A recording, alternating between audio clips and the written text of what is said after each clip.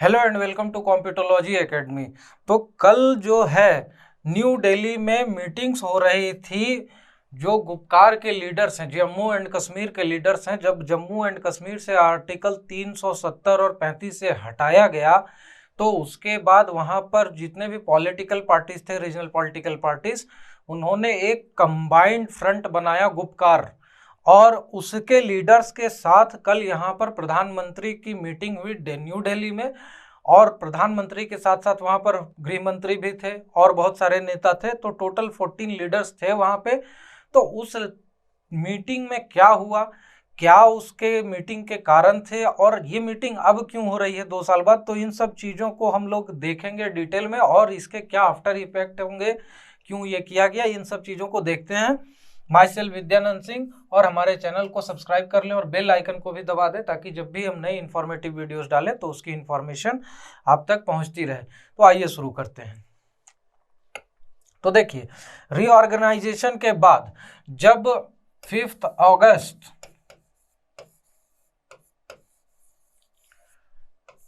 2019 5 अगस्त 2019 को जब state of Jammu and Kashmir को रीऑर्गेनाइज किया गया तो ये जो है सो उसका नया मैप निकल कर आया। UT of Jammu and Kashmir ये हो गया और यूटी ऑफ लद्दाख ये हो गया।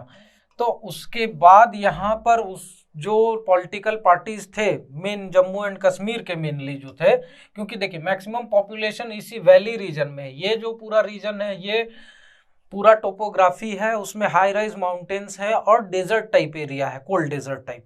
तो यहाँ पर ज़्यादा पॉपुलेशन है नहीं, तो मेन एक्टिविटी जो भी होती थी ये पूरा जो वैली वाला रीजन है जम्मू और कश्मीर का, इसी में होता था। इसीलिए आबादी भी यहाँ पर ज़्यादा है, यहीं पर टूरिज्म का ज़्यादा बोलबाला है, तो सारी इंडस्ट्रीज और इनकम जनरेशन के प्रोस्पेक्ट्स यहीं पर थे, इसलिए पॉलिटिकल रेवेन्यूज भी यहीं पर होता था। तो ये लोग इसके जो आर्टिकल 370 और 35 से हटाया गया उसके अगेंस्ट में प्रोटेस्ट कर रहे थे। इनका कहना था कि जो भी हटाया गया है आर्टिकल 370 और 35 से इसे रिस्टोर किया जाए, ये हमारा जो स्टेटहुड है और जो हमारी ऑटोनॉमी थी उसके अगेंस्ट है, इंडियन कॉन्स्टिट्यूशन के अगेंस्ट है। तो इस चीज़ को तो गवर्नमेंट ऑफ इंडिया ने कम्प्लीटली खारिज कर दिया, और उसके बाद वहाँ पर बहुत सारे लीडर्स को हाउस अरेस्ट रखा गया। वहाँ पर जो नेट है, इंटरनेट कनेक्शन 213 दिन के लिए सबड्यूड रहा, वो नेट कनेक्शन मिला नहीं। एक एक नेता जो थे, मेन लाइन पॉलिटिक्स के नेता जो थे, चाहे वो महबूबा मुफ्ती हो चाहे फारूक अब्दुल्ला हो, इन लोगों को 10-10 12-12 महीने के लिए हाउस अरेस्ट में रखा गया। उसके बाद यहाँ पर अब जो है रेप्रोचमेंट चालू हो रहा है, इनके साथ बातचीत चालू हो रही है। तो इसके पीछे का मेन कारण क्या है, तो सबसे पहले देखिएगा, एक चीज आप लोग ध्यान रखिएगा कि ये जो नक्शा है ये गवर्नमेंट का अप्रूव्ड नक्शा है। बहुत सारे जगहों पे आप देखेंगे कि ये जो मैप है इस टाइप का कुछ आपको दिखेगा, लेकिन ये करेक्ट मैप नहीं है। करेक्ट मैप ये है। और यहाँ पर देखिएगा, ये जो गिलगिट बाल्टिस्तान का जो रीजन है जो कि अभी पीओके में है, ये लद्दाख के साथ इंक्लूडेड है। बहुत सारे लोग इसे दिखाते हैं कि ये जम्मू एंड कश्मीर के साथ इंक्लूडेड है, तो लेकिन ये UT of Jammu and Kashmir का पार्ट नहीं है, ये पार्ट है लेह एंड लद्दाख का, according to government of India. तो यहाँ पर रेप्रोचमेंट का अभी जो रीजन है वो क्या है, तो देखिए एक एक करके देखते हैं। सबसे पहली चीज जो है, ये आप देख रहे हैं इंडिया का नक्शा, और यहाँ पर नेबरिंग कंट्रीज है, पाकिस्तान है, अफगानिस्तान है और यहाँ पर चाइना है। तो यहाँ पे जब आर्टिकल 370 और 35 से हटाया गया तो उसमें 4-5 चीज़ों को मेनली पॉइंट बताया गया था कि ये क्यों किया जा रहा है। सबसे पहले वहाँ पर कहा गया कि यहाँ पे टेररिज्म एक्टिविटी जो है इसको कर्टेल करने के लिए यहाँ पर ज़्यादा जो अथॉरिटी है वो चाहिए सेंटर को, और उसके लिए यहाँ पर proper law and order situation maintain करने के लिए फिलहाल इसे यूटी बना दिया जा रहा है। कुछ दिन के बाद इसे हम लोग फिर से स्टेटहुड दे देंगे।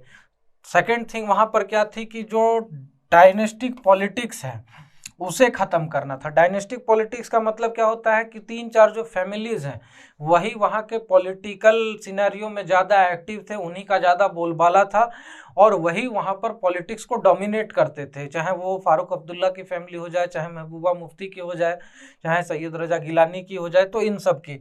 उसके बाद वहाँ पर था सेकेंड मोटिव की डेवलपमेंट एंड इन्वेस्टमेंट।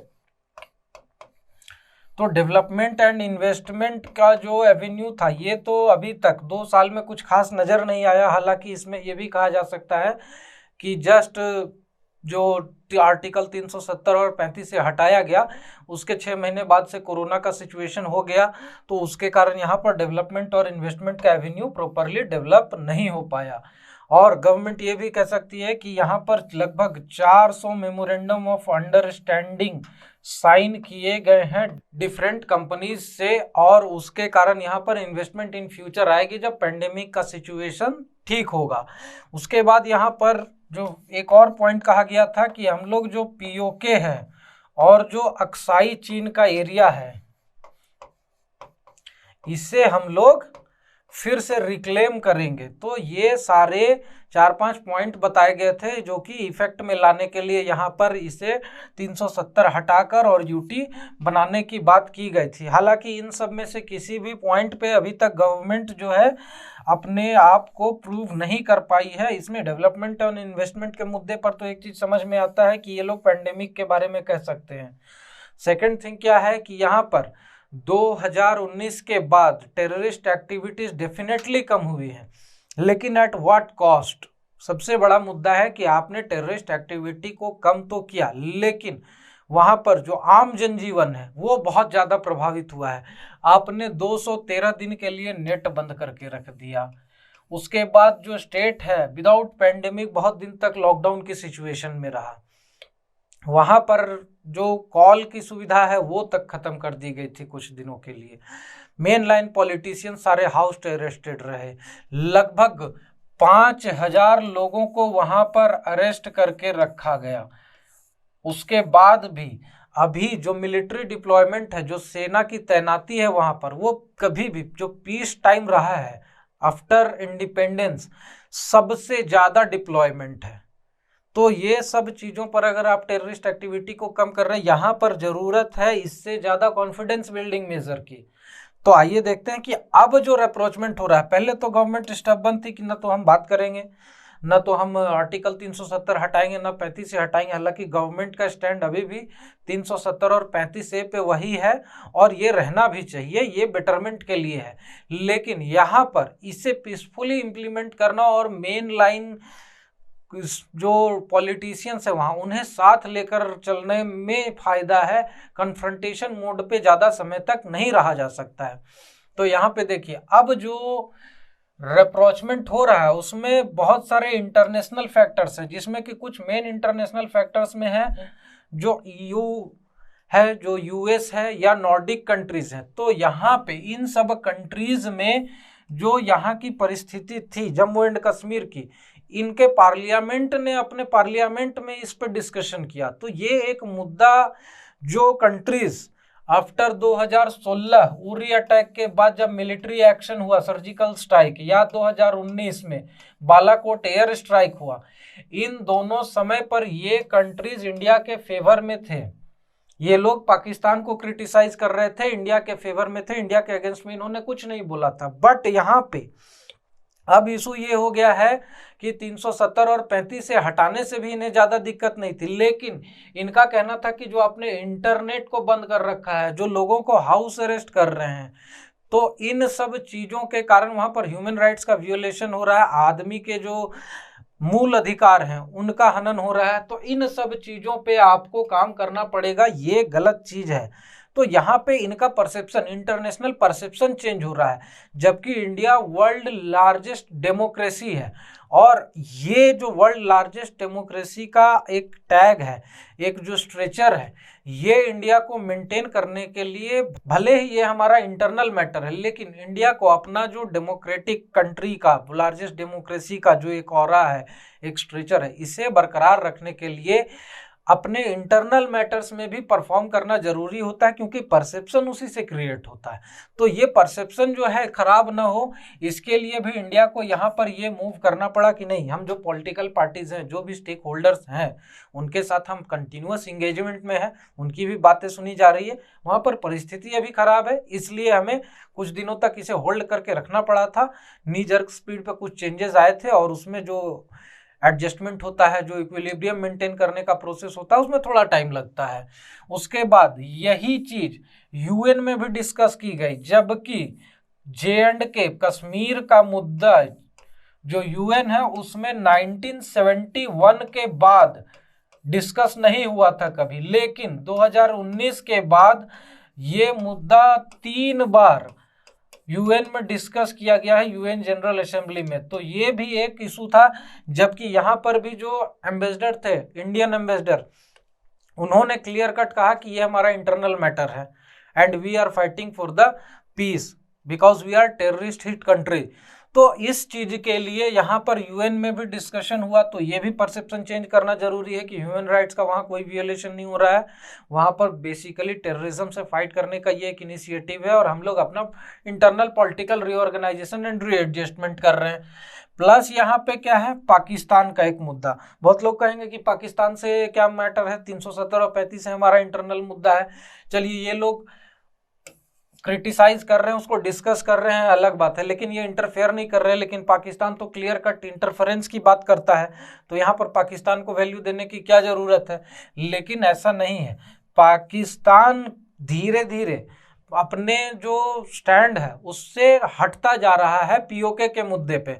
अभी हाल फिलहाल में हमने न्यूज़ में देखा था, उस पर मैंने एक वीडियो भी बनाई थी, जिसमें पीओके के लिए पाकिस्तान ने क्या कहा कि आप हमें सिर्फ एक रोड मैप दे दो कि आप इसमें से कुछ चीजें जो 370 हटाया है आपने, उसमें से कुछ चीजों को आप कैसे रिवर्स करोगे, हम बात करने को तैयार हैं। प्लेबिसाइट के मुद्दे पे पाकिस्तान ने पीओके में अपना स्टैंड छोड़ दिया है, प्लेबिसाइट की बात नहीं करता है। 370 पे भी कंप्लीटली उसको रिस्टोर करने की बात छोड़कर सिर्फ एक रोड मैप मांग रहा है कि उसमें से कुछ चीजों को आप कैसे रिवर्स करोगे। तो यहाँ पर कुछ चीजों में एक रोड मैप हो गया कि हाँ भाई हम लोग स्टेटहुड इसे फिर से दे रहे हैं, और उसके बाद पाकिस्तान आ जाएगा डिस्कशन के टेबल पे, और पाकिस्तान डिस्कशन के टेबल पे जैसे ही आएगा, इंडिया फोर्सफुली जो पाकिस्तान स्पॉन्सर्ड टेररिज्म है इस रीजन में, उसके लिए पूरा चढ़ बैठेगा।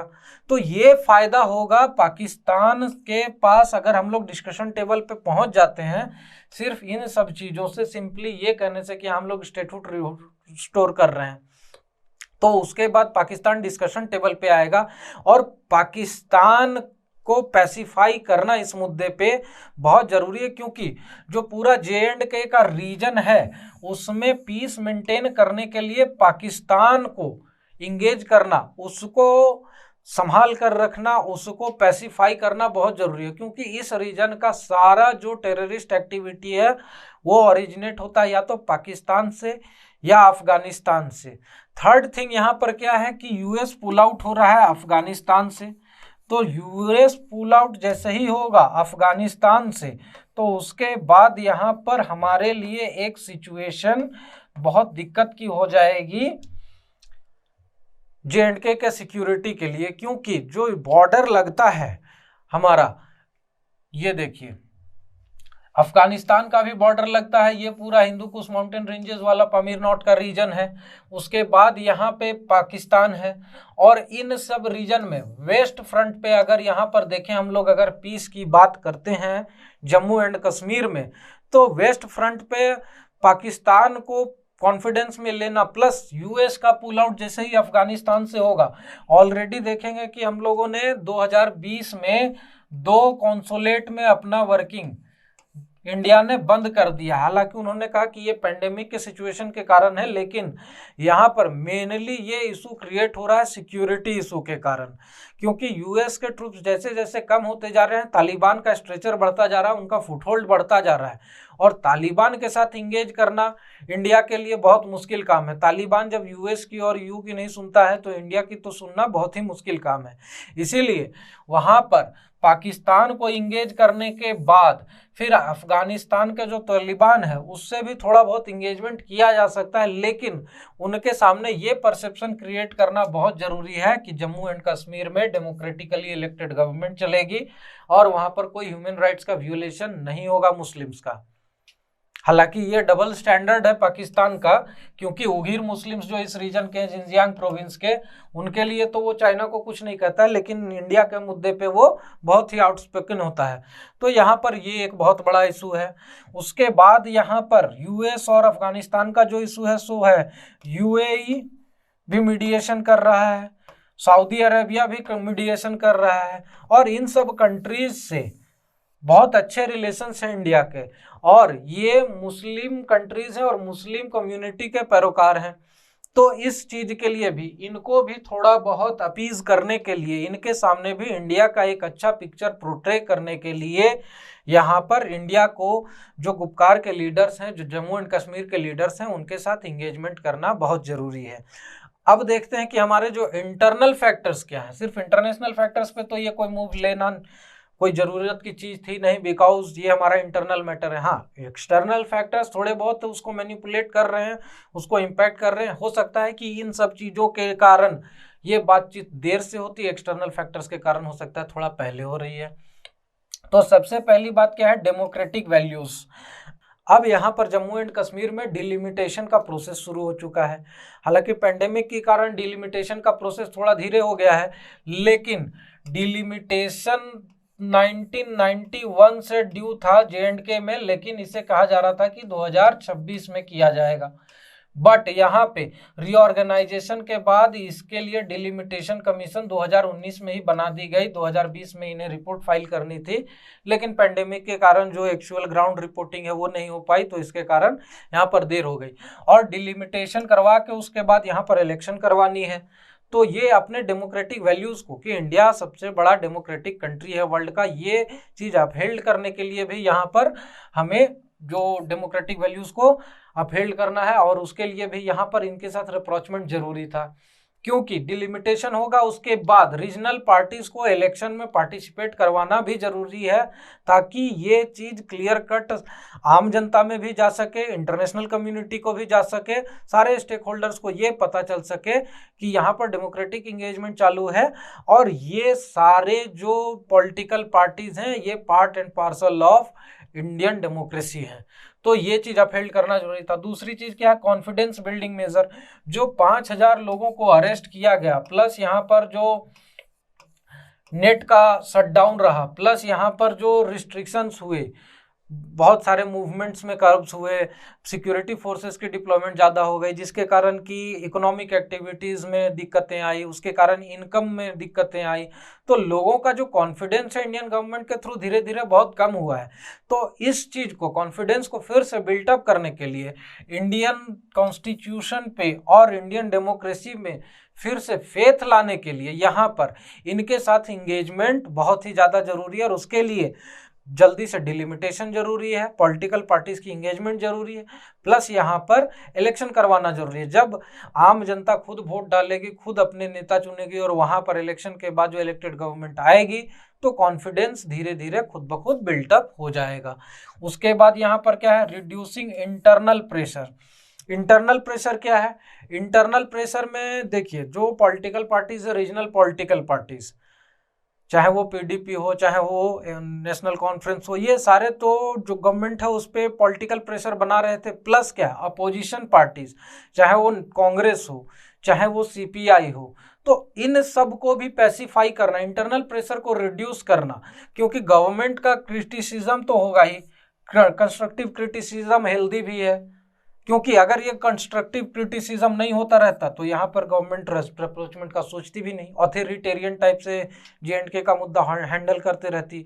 तो इस चीज़ के कारण भी जो कंस्ट्रक्टिव क्रिटिसिज्म हो रहा है और जो इंटरनल प्रेशर बिल्टअप हो रहा है, जो अपोजिशन पार्टीज़ हैं, जो मीडिया चैनल्स हैं, तो चाहे वो जो लिबरल्स हैं, चाहे वो लेफ्टिस्ट हो, राइटिस्ट हो, जो भी हो, तो जो भी लोग यहाँ पर कंसर्न है, उनके कंस्ट्रक्टिव क्रिटिसिज्म के कारण गवर्नमेंट पे एक प्रेशर बन रहा था, और उस प्रेशर को रिड्यूस करने के लिए भी यहाँ पर गवर्नमेंट को ये एंगेजमेंट करना जरूरी था। उसके बाद यहाँ पर देखिए है constant high pitch. High pitch का मतलब है कि देखिए अभी जो डिप्लॉयमेंट लेवल है मिलिट्री का, ये पीस टाइम हाई पे है, ऑल टाइम हाई पे है। तो हमेशा कोई भी मुद्दे को हमेशा गर्म नहीं रखा जा सकता, हाई पिच पे नहीं रखा जा सकता है, उसको पैसिफाई करना, नीचे लाना बहुत ज़रूरी होता है। तो यहाँ पे ये जो कांस्टेंट हाई पिच का सिचुएशन बना हुआ है 5 अगस्त 2019 के बाद से, इसको भी रिड्यूस करना, क्योंकि देखिए कांस्टेंट हाई पिच में रहेगा तो गवर्नमेंट को ही नुकसान है। यहाँ पर इकोनॉमिक एक्टिविटीज रिड्यूस्ड है, जो एमओयू साइन हुए हैं डिफरेंट कंपनीज के साथ इन्वेस्टमेंट के लिए या ऑर्गेनाइजेशंस के साथ, वो इन्वेस्टमेंट अगर लाना है तो यहाँ पर ये चीज़ें नॉर्मलाइज करना भी जरूरी है। प्लस क्या है कि अपनी जो साख है, जो रूलिंग पार्टी अभी सेंटर में है बीजेपी, अगर उन्हें J&K में भी अपना पैठ बनाना है तो वहाँ पर उन्हें डेमोक्रेटिक एक्टिविटीज़ को नॉर्मलाइज करना पड़ेगा। कॉन्स्टेंटली हाई हैंडेड रहेंगे, कॉन्स्टेंटली हाई पिच पे उसे मेंटेन करेंगे तो इनकी अपनी साख खत्म होगी और उसके कारण ये लोग अपना होल्ड वहाँ पर लूज कर जाएंगे।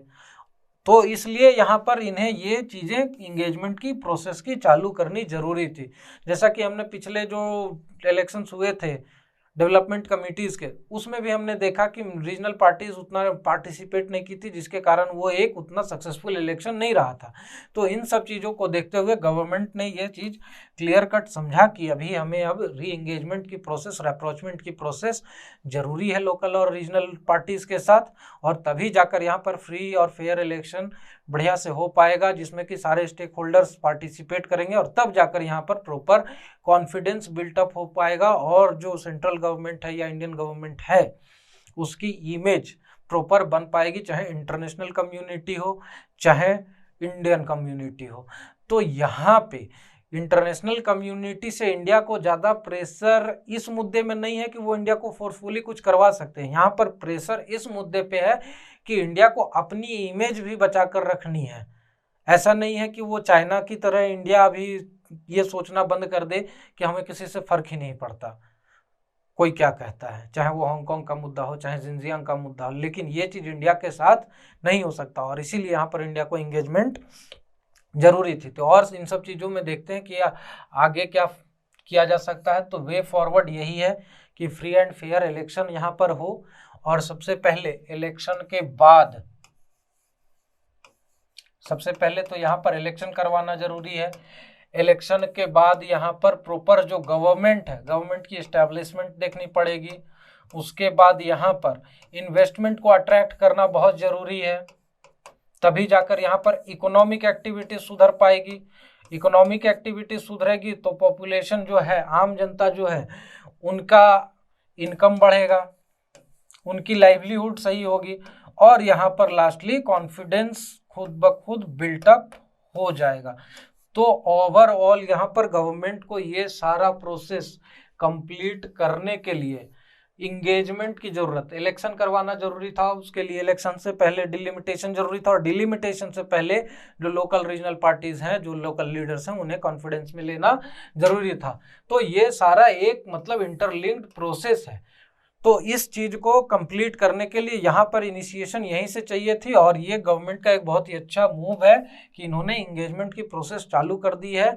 और जैसे ही पेंडेमिक का सिचुएशन नॉर्मलाइज होता है, यहाँ पर इलेक्शन करवाकर और प्रॉपर जो गवर्नमेंट की फंक्शनिंग है वो स्टार्ट करना जरूरी है, तभी जाकर यहाँ पर ओवरऑल डेवलपमेंट जो J&K का है वो हो पाएगा। और बाकी इसमें अब देखते हैं कि आगे क्या हो सकता है। जो भी न्यूज़ निकल कर आएगी मैं उसके बारे में आप लोगों को इन्फॉर्म करता रहूँगा। हमारे सोशल मीडिया चैनल्स पर हमें फॉलो करें, हमारे वेबसाइट पर जो डिफरेंट कोर्सेज चल रहे हैं उन्हें भी आप ज्वाइन करें, सब्सक्राइब बटन को दबा दें और बेल आइकन को भी दबा दें, ताकि जब भी हम नई वीडियोज़ डालें तो उसकी इन्फॉर्मेशन आप तक पहुँचती रहे। Thank you very much and have a nice day.